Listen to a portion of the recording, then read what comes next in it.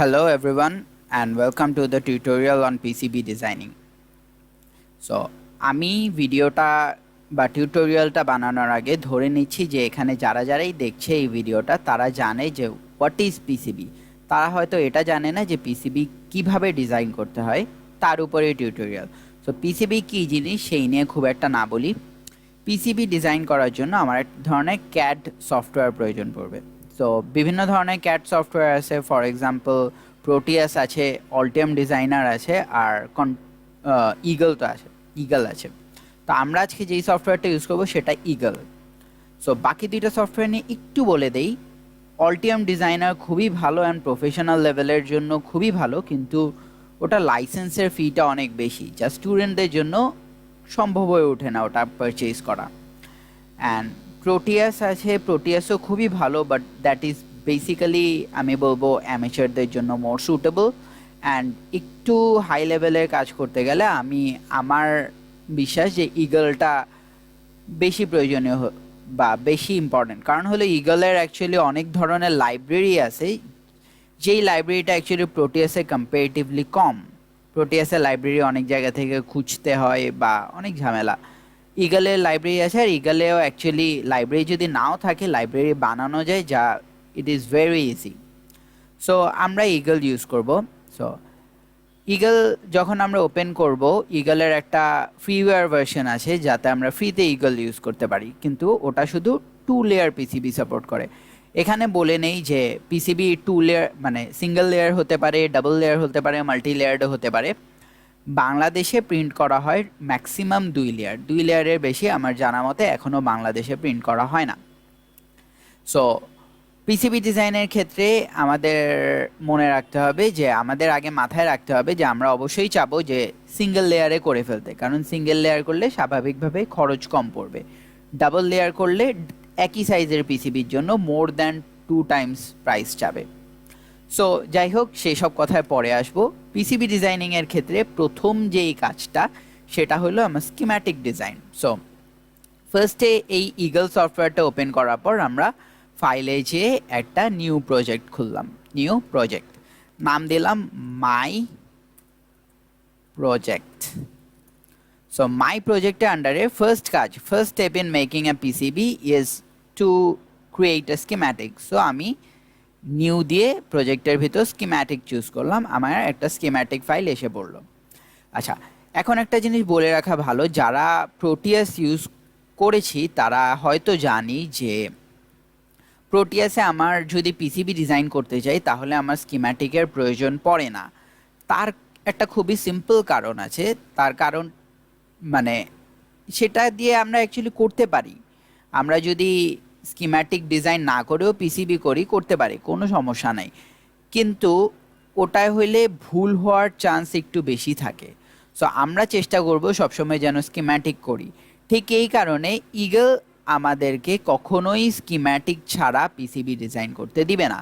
Eagle দিয়ে আমার কাজ করতে হলে আমাকে অবশ্যই আগে স্কিম্যাটিক ডিজাইন করতে হবে, তারপর পিসিবিতে আমার সেই জিনিসটাকে ইমপ্লিমেন্ট করতে হবে।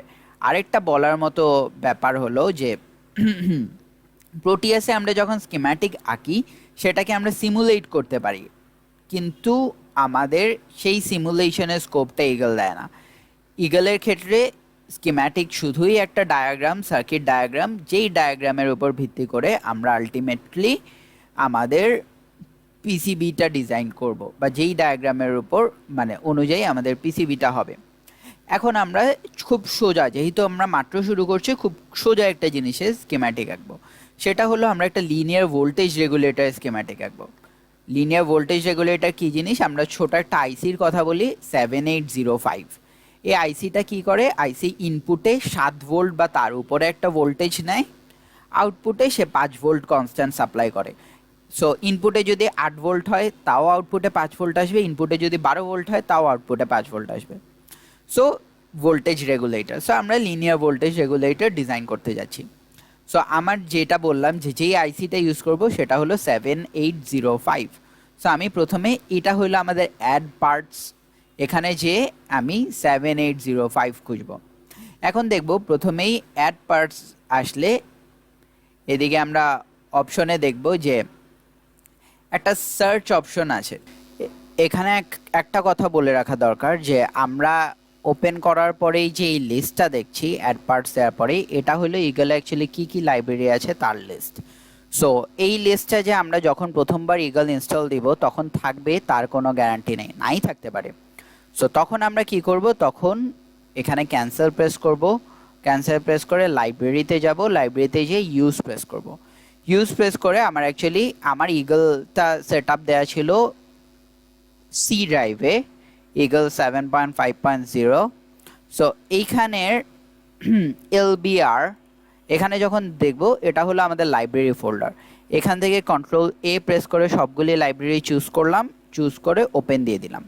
এই ওপেন যদি দেয়া হয় তারপর আমরা এখানে গিয়ে অ্যাকচুয়ালি সব লাইব্রেরি দেখতে পারবো। অ্যান্ড এখানে আমরা সার্চ করে ডিফারেন্ট জিনিসপত্র যা আমাদের প্রয়োজন, ফর এক্সাম্পল আমাদের প্রথমে প্রয়োজন পড়বে 7805, সেটা আমরা বের করতে পারবো।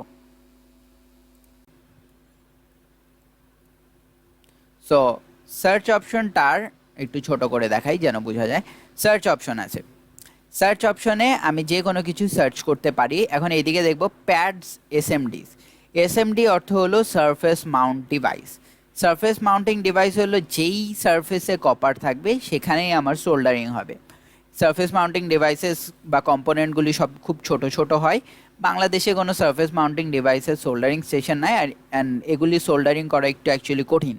এই কারণে জেনারেলি আমরা থ্রু হোল বা প্যাডটা বেশি ইউজ করতে চাই। সারফেস মাউন্টিংটা যদি আমাদের খুব স্মল সাইজ দরকার পড়ে তাহলে ইউজ করি, না হলে আমরা এটা অ্যাভয়েড করি, বিকজ বাংলাদেশে এই জিনিসটা ইউজ করা কঠিন হয়ে যায়। তো আমি সারফেস মাউন্টিং ডিভাইসেসের এই টিকটা ক্যান্সেল করে দিলাম। এখন আমার শুধু প্যাডওয়ালা প্যাকেজগুলি আসবে, এসএমডিওয়ালা কোনো প্যাকেজ আসবে না।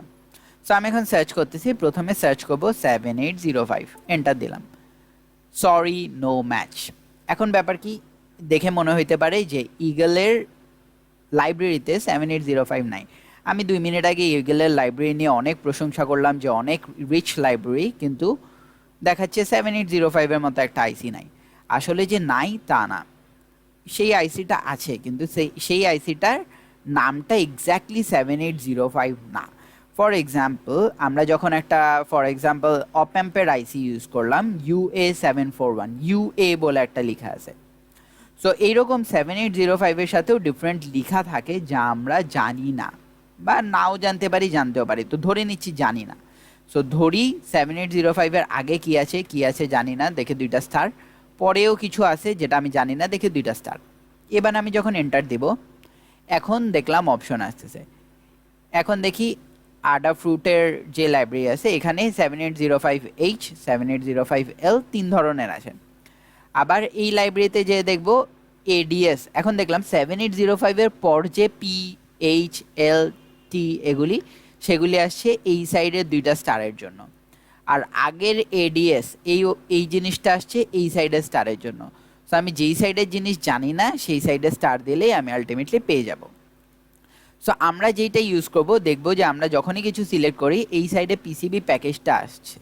সো আমরা যেই সব 7805 জেনারেলি ইউজ করি সেগুলির প্যাকেজটা দেখতে অনেকটা এরকম হয়। এটা একটা 3 পিন আইসি, 3 পিনটা 3টা পিনই লিনিয়ার ওয়েতে কাজ করে, লিনিয়ার ওয়েতে ওরিয়েন্টেড আছে।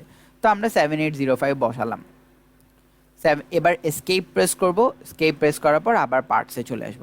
এখন আমরা কি জানি 7805-এ আমার একটা ইনপুট দিতে হবে, যেটা ইনপুটটা 7 ভোল্টের চেয়ে বেশি বা যে কোনো কিছু হবে, আর আমাদের একটা আউটপুট নিতে হবে যেটা কনস্ট্যান্ট 5 ভোল্ট থাকবে।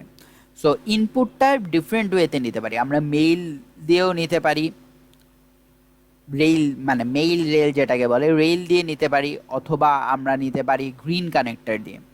সো আমরা এখানে দেখতেছি যে আমরা ধরে নিচ্ছি যে আমরা ইনপুটটা নেব রেল দিয়ে, আউটপুটটা নেব গ্রিন কানেক্টর দিয়ে। তখন আমি রেল সার্চ করব। এখন রেল লিখলে অ্যাকচুয়ালি আমরা কিছু পাবো না, রেলের জন্য একটা স্পেশাল নাম আছে MTA। এখন ডিফারেন্ট টাইপের রেল আছে, তো MTA দিয়ে আমি 2টা স্টার দিয়ে দেখলাম ডিফারেন্ট আসে। MTA 02 মানে 2 পিনওয়ালা রেল, MTA 03 3 পিনওয়ালা, এখানে 4 পিনওয়ালা। সো আমাদের দরকার 2টা পিন, একটা ফর পজিটিভ একটা ফর গ্রাউন্ড। সো আমি MTA 02 চুজ করলাম। এখন এইদিকে বসাইলাম, ইনপুট সাইডে বসালাম। এখন আউটপুট সাইডে আমার কি লাগবে, আউটপুট সাইডে একটা গ্রিন কানেক্টর লাগবে। গ্রিন কানেক্টরের নাম হইল একে।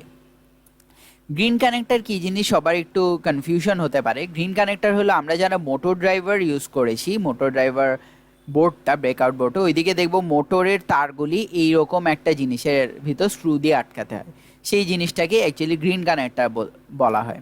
সো এই green connector 2 pin 3 pin 4 pin different types of green connector আছে। যেহেতু আমাদের একটা পজিটিভ একটা নেগেটিভ আউটপুট, সো আমরা 2 পিন গ্রিন কানেক্টর চুজ করলাম।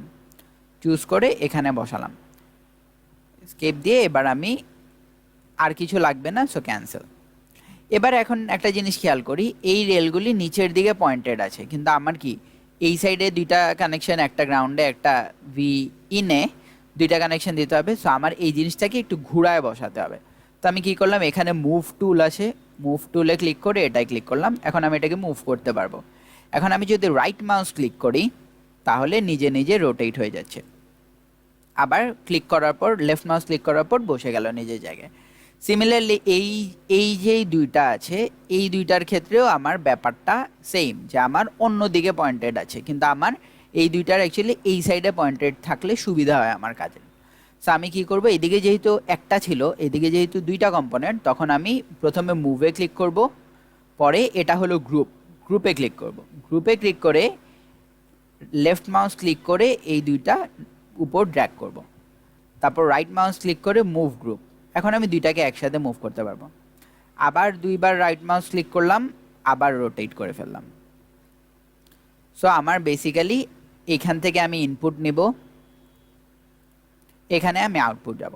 সো এখন আমার তার কানেক্ট করতে হবে, তার কানেক্ট করে দিলাম। এই ইনপুট থেকে একটা তার নিলাম ভি ইনে, আরেকটা তার নিলাম স্বাভাবিকভাবে, আরেকটা তার গ্রাউন্ডে যাবে। আবার আউটপুট থেকে একটা তার নিলাম ভি আউটপুটে, আর আরেকটা তার গ্রাউন্ডে যাবে। দ্যাট ইজ এই দুই পয়েন্টের সাপেক্ষে আমি ভোল্টেজ দিব। কীরকম ভোল্টেজ হতে পারে, ভোল্টেজ হতে পারে 7 থেকে বেশি, 7, 8, 9, 10, 11, 12 ভোল্ট। এই দুই পয়েন্টের সাপেক্ষে আমি 5 ভোল্ট চাবো। This is an okayish design of a linear regulator. Okay, চলবে, এটা যদি আমি লাগাই দিই আমার লিনিয়ার রেগুলেটর চলবে, আউটপুটে 5 ভোল্টই দিবে। কিন্তু এটা খুব ভালো একটা ডিজাইন না। সত্য কথা বলতে পিসিবি যখন ডিজাইন করতে যাব, আমরা ইলেকট্রনিক্স সম্পর্কে অনেক জিনিস বুঝতে পারবো, যেই জিনিসটা আমরা আগে বুঝি নাই। যে কোনো পিসিবি যদি আমরা দেখবো যে ওটার মধ্যে ক্যাপাসিটার ভরা, অনেক ক্যাপাসিটার, গোল গোল ক্যাপাসিটার দেখবো, সিলিন্ড্রিক্যাল শেপের ক্যাপাসিটার দেখবো, অনেক ধরনের। কিছু থাকে সিরামিক, কিছু থাকে পলিস্টাইরিন, কিছু থাকে ইলেকট্রোলাইটিক। সো এত ক্যাপাসিটার দেওয়ার অ্যাকচুয়ালি কারণ আছে, যথেষ্ট ভালো কারণ আছে। কারণ হইলো যে আমার এই ইনপুটটা দিচ্ছে ধরে নেই 12 ভোল্টের সাপ্লাই থেকে। এখন 12 ভোল্টের সাপ্লাই বা যে কোনো সাপ্লাই ইনস্ট্যান্টেনিয়াসলি চার্জ সাপ্লাই করতে পারে না, তার চার্জ সাপ্লাই করতে কিছু সময় প্রয়োজন হয়। আর আরেকটা ব্যাপার হলো যে 12 ভোল্ট যে সবসময় তোমার 12 ভোল্টই ধরে রাখবে তা না, 12 ভোল্টের জায়গায় ভোল্টেজ ড্রপ হতে পারে, ভোল্টেজ। সো সবসময় যে এই ভি ইনে যদি 12 ভোল্টই থাকবে এটার কোনো গ্যারান্টি নাই। সিমিলারলি আউটপুটে যে সবসময় 5 ভোল্টই ধরে থাকবে এটার কোনো গ্যারান্টি নেই। তা আমাদের এক্স্যাক্ট 5 ভোল্টই লাগবে। সো আমরা কি করব, ইনপুট অ্যান্ড আউটপুট দোনো সাইডে ক্যাপাসিটার যুক্ত করব। সো লিখি ক্যাপাসিটার। এখন কি টাইপের ক্যাপাসিটার ইউজ করব, আমরা পোলার টাইপের ক্যাপাসিটার ইউজ করব। এখন দেখবো এখানে অনেক ধরনের ক্যাপাসিটার আছে, আমরা ইউরোপিয়ান মডেলেরটা ইউজ করব। আমাদের দোকানে, বাংলাদেশের দোকানে যা যা পাওয়া যায় বেশিরভাগ ইউরোপিয়ান মডেলের। সো সি পোল ইউ পোলার ক্যাপাসিটার ইউজ করলাম। সো এখন পোলার ক্যাপাসিটারে দেখবো ডিফারেন্ট মডেলস আছে। তো আমাদের হলো সিলিন্ড্রিক্যাল পোলার ক্যাপাসিটার। এইদিকে দুইটা জিনিস আছে, একটা হলো গ্রিড আর একটা হলো ডায়ামিটার। সো গ্রিড জিনিসটা হলো আমার ক্যাপাসিটারের দুই পায়ের মধ্যে যেই দূরত্বটা সেটাকে বলা হয় গ্রিড। আর ডায়ামিটার হলো আমার একটা সিলিন্ড্রিক্যাল ক্যাপাসিটার, তার ডায়ামিটার যত সেটা হলো আমার ডায়ামিটার। সো আমি যেই ক্যাপাসিটারটা বসাবো আমি অবশ্যই তার অ্যাকচুয়াল শেপটা, ডাইমেনশনটা জানবো, সেই অনুযায়ী চুজ করব। এখন আমার হাতে যেই ক্যাপাসিটারটা আছে সেটা 6 মিলিমিটার ডায়ামিটার আর 2.54 মিলিমিটার গ্রিড। এটা একটু বড় ছোট হলে খুব বেশি একটা ম্যাটার করবে না, বাট পারফেক্ট দিলে ভালো। সো আমার যেহেতু এই সাইজের ক্যাপাসিটার আছে আমি এই সাইজেরটা চুজ করলাম। ওকে, সো ইনপুটে একটা ক্যাপাসিটার বসালাম, আউটপুটে একটা ক্যাপাসিটার বসালাম, এটা ক্লোজ করে দেই। এখন এই ক্যাপাসিটারটাকে লাগাতে হবে। একটা জিনিস খেয়াল করব যে আমার ঠিক কানেকশন হয়েছে কিনা এটা জানা খুব জরুরি। আমরা জাস্ট এই দিক থেকে এই নেস্ট চুজ করে এদিক থেকে আমি এই পর্যন্ত কানেক্ট করলাম। কানেক্ট হওয়ার পর এরকম গোল একটা ডট হয়ে গেল। আর এইদিকে যদি আমি জুম ইন করব, দেখবো যে খুব ছোট একটা সার্কেল হবে। যখন সার্কেলটা এরকম খুব ছোট হবে তখন বুঝবো there is a clean connection. যদি এই সার্কেলটা এরকম ছোট না হয়, একটু বড় হয়, তখন বুঝবো যে কানেকশানে কিছু সমস্যা হলেও হতে পারে। সো আমি এই প্রান্তটাও কানেক্ট করলাম। এখন ঠিকমতো কানেক্ট হয়েছে কিনা এটা বোঝার একটা উপায় আছে, সেটা হলো আমি মুভ টুল সিলেক্ট করলাম।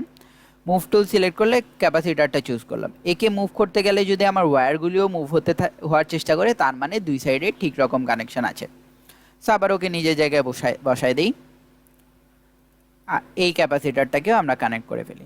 সো আমি কি এখন এনশিওর করতে পারলাম যে আমার ইনপুটে একটা ক্যাপাসিটার থাকবে যে ইনপুট ভোল্টেজটাকে কনস্ট্যান্ট রাখবে, আউটপুটে একটা ক্যাপাসিটার থাকবে যে আউটপুট ভোল্টেজটাকে কনস্ট্যান্ট রাখবে। এবার আরেকটা ব্যাপার আছে, আরেকটা ছোট ব্যাপার, সেটা হলো যে আমি ইনপুটে ধরলাম দিচ্ছি 12 ভোল্ট, আমার এই ক্যাপাসিটারের ভোল্টেজ রেটিং ধরলাম 5 ভোল্ট, তাহলে সমস্যা কি হবে? এই ক্যাপাসিটারটা পুড়ে যাবে। সো আমরা খেয়াল রাখবো যে ইনপুটে আমাদের ভোল্টেজ রেটিং কত, এই ক্যাপাসিটারটাকে সবসময় আমরা তার চেয়ে একটা বড় ভ্যালু দিব। এটা যদি 12 ভোল্ট হয়, এটা আমি 15 ভোল্টের 16 ভোল্টের ক্যাপাসিটার লাগাতে পারি। সিমিলারলি আউটপুটে আমার ভোল্টেজ 5 ভোল্ট, তো আমি অবশ্যই চাবো আমার এই ক্যাপাসিটারটা 5 ভোল্টের চেয়ে বেশি রেটিংয়ের হোক, যেন পুড়ে যাওয়ার কোনো সম্ভাবনা না থাকে। এরপর এই দিকে আমি একটা ডিসি সাপ্লাই দিচ্ছি।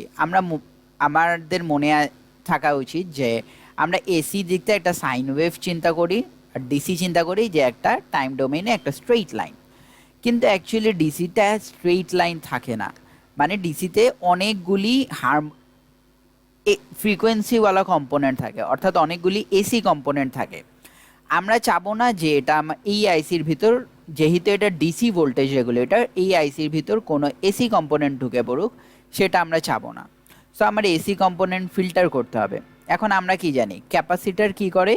ক্যাপাসিটার হলো এসির ক্ষেত্রে শর্ট হিসেবে কাজ করে, আর ডিসির ক্ষেত্রে ওপেন হিসেবে কাজ করে। সো আমি যদি এখানে একটা ক্যাপাসিটার লাগাই দেই, সে এসিগুলি এইখান থেকে শর্ট পেয়ে গ্রাউন্ডে চলে যাবে, অ্যান্ড ডিসিগুলি পাস করতে পারবে, ডিসিগুলি এই দুইটা লাইনকে ওপেন মনে করবে।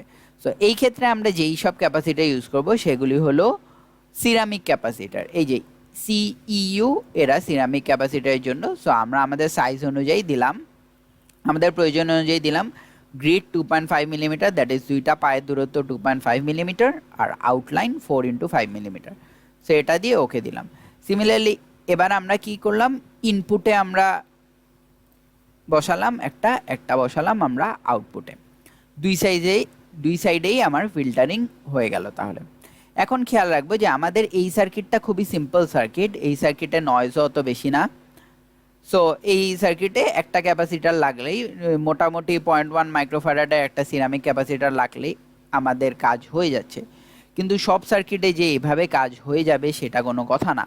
অনেক সার্কিটে আছে যে অনেক ডিফারেন্ট ফ্রিকোয়েন্সির নয়েজ থাকে, স্পেশালি যেই সব সার্কিটে ডিজিটাল অ্যানালগ দুইটা সেকশনই থাকে, সেই সব সার্কিটে এরকম কিছু প্রবলেম হয়।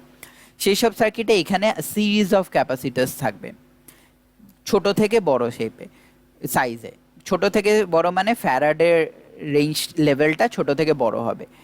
সবচেয়ে ছোট ফ্যারাডওয়ালা ক্যাপাসিটারটা আইসির সবচেয়ে কাছে থাকবে, সবচেয়ে বড় ফ্যারাড বা অ্যাকচুয়ালি ফ্যারাড না তো মাইক্রোফ্যারাডওয়ালা ক্যাপাসিটারটা আইসি থেকে সবচেয়ে দূরে থাকবে।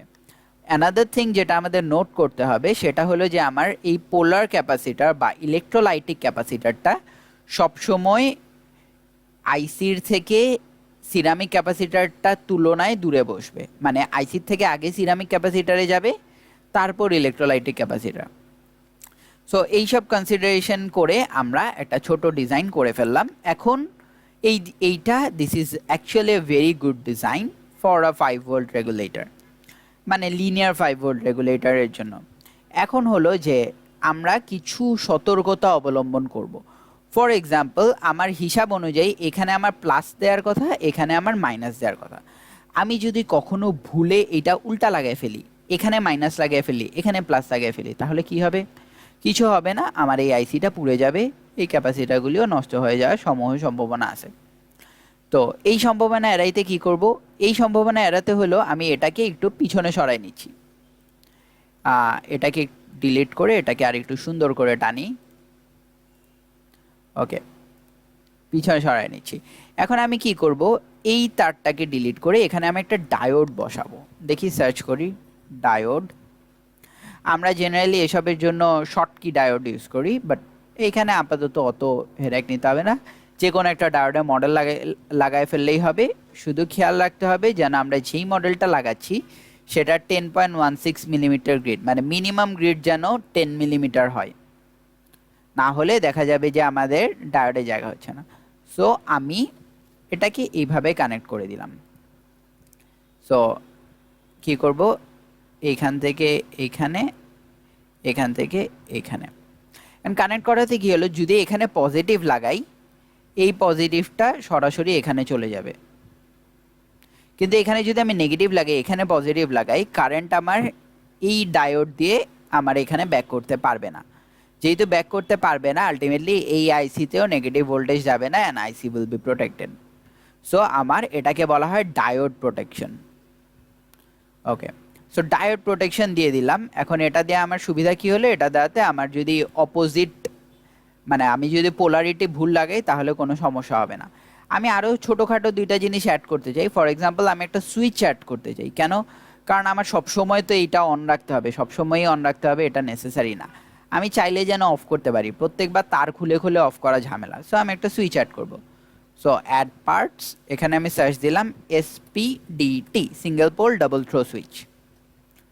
সো এই যে দুইটা সুইচ আসলো।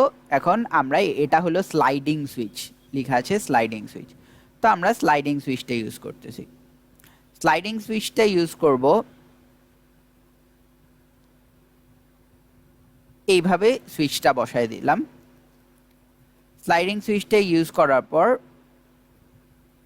এখন আমি এখান থেকে, এটা হলো আমার পোল, এই পিটা পোল, ও আর এস হলো দুটা থ্রো, একটা তার পোলে দিলাম আর একটা থ্রো থেকে ডায়োডে নিয়ে আসলাম।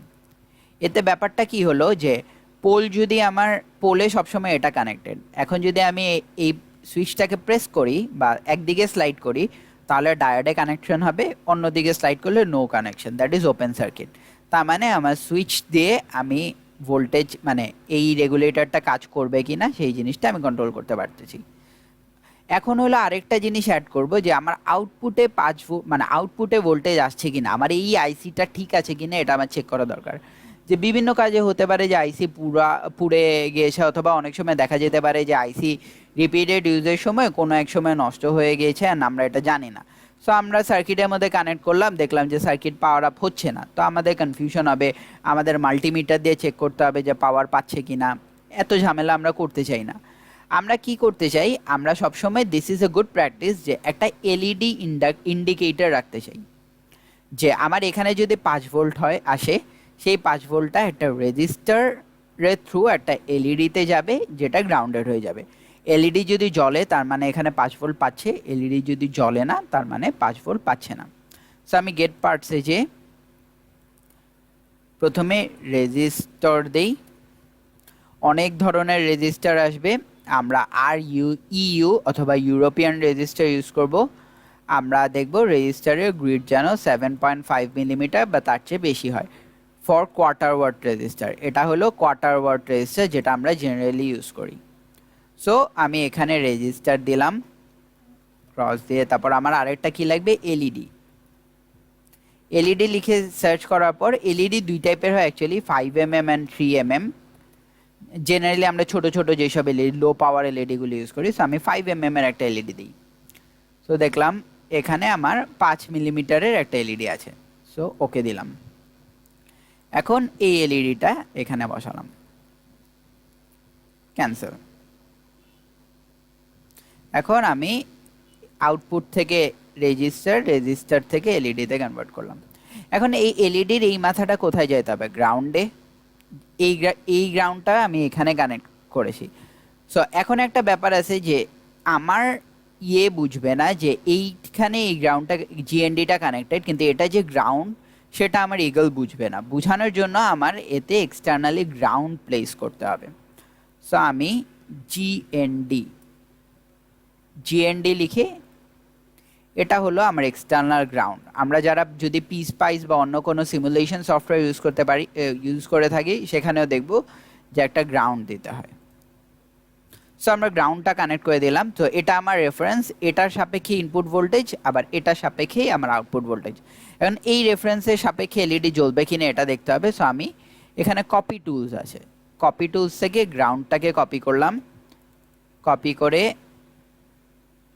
এখানে বসালাম, আর আমি নেট দিয়ে, net which is equivalent to wire, এটার সাথে গ্রাউন্ডটা কানেক্ট করে দিলাম। এখন কি হচ্ছে, আমার ইনপুট থেকে পজিটিভটা একটা সুইচে যাচ্ছে, সুইচ অন করলে একটা ডায়োডে যাচ্ছে। যদি পোলারিটি ঠিক থাকে তাহলে আবার ভোল্টেজটা ক্যাপাসিটারে যাবে, যেই ক্যাপাসিটারটা কনস্ট্যান্ট ভোল্টেজ ম্যানেজ করতে হেল্প করবে।